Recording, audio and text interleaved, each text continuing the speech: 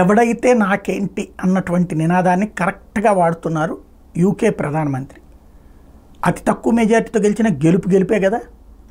ఎప్పుడైతే ఋషి సౌనక్ ఓటమి తర్వాత నుంచి అధికారంలోకి వచ్చినటువంటి ప్రధానమంత్రి కాస్త ఇప్పుడు విచ్చలవిడి కార్యక్రమాలు జరుగుతున్నాయి.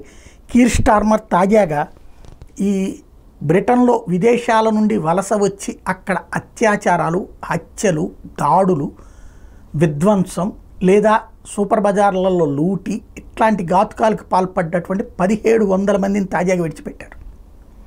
ఇంకొక 10,000 మందిని త్వరలో విడిచిపెడతానంటున్నారు. టోటల్గా వీళ్ళు ఎక్కడికి పోరు, ఆ దేశంలోనే ఉంటారు.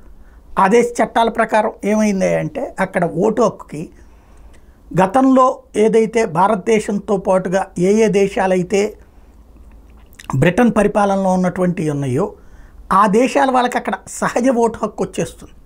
అంటే ఈ వీళ్ళ ఓట్ల ద్వారానే మొన్న ఆయన అధికారంలోకి రావడానికి కారణమయ్యాడు. అంటే మనం ఒక్క భారతదేశమే కాదు, పాకిస్తాను, ఆఫ్ఘనిస్తాను ఇట్లాంటివన్నీ కూడా ఒకప్పుడు బ్రిటిష్ పరిపాలనలోయే కదా. ఆ ఓట్ల కోసం సొంత దేశాన్ని నాశనం చేసుకుంటున్నాడా? బ్రిటన్ నాశనం అయితే సంతోషమే, కానీ అది ఏ ఆఫ్ఘనిస్తానోడి చేతికో ఏ పాకిస్తానోడి చేతికో పోయిందంటే ప్రపంచానికి పెను ప్రమాదం అవుతుంది. ప్రస్తుతం అయితే అత్యంత దారుణమైనటువంటి క్రిమినల్స్ని విడిచిపెడుతూ ఉండటం అన్నటువంటిది బ్రిటన్లో పెద్ద చర్చకు కారణమవుతుంది.